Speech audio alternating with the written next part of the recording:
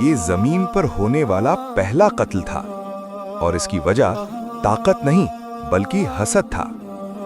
حضرت آدم علیہ السلام کے دو بیٹے تھے، حابیل اور قابیل۔ اللہ کے حکم سے دونوں نے قربانی پیش کی۔ حابیل نے دل کی پاکیزگی سے اور قابیل نے محض رسم کے طور پر۔ اللہ نے حابیل کی قربانی قبول کر لی مگر قابیل کی قربانی رد ہو گئی۔ یہی وہ لمحہ تھا جہاں قابیل کے دل میں آگ بھڑک اٹھی۔ اس نے کہا، میں تجھے قتل کر دوں گا۔ حابیل نے جواب دیا، اللہ صرف متقی لوگوں کی قربانی قبول کرتا ہے۔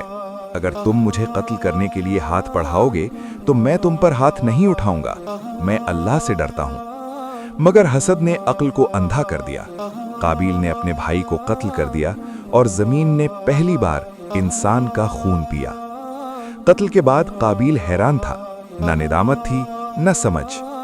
اللہ نے ایک کوا بھیجا جو زمین کھود رہا تھا تاکہ قابیل کو لاش دفنانا سکھایا جائے۔ تب قابیل چیخ اٹھا، ہائے افسوس، میں اس کوے جیسا بھی نہ ہو سکا۔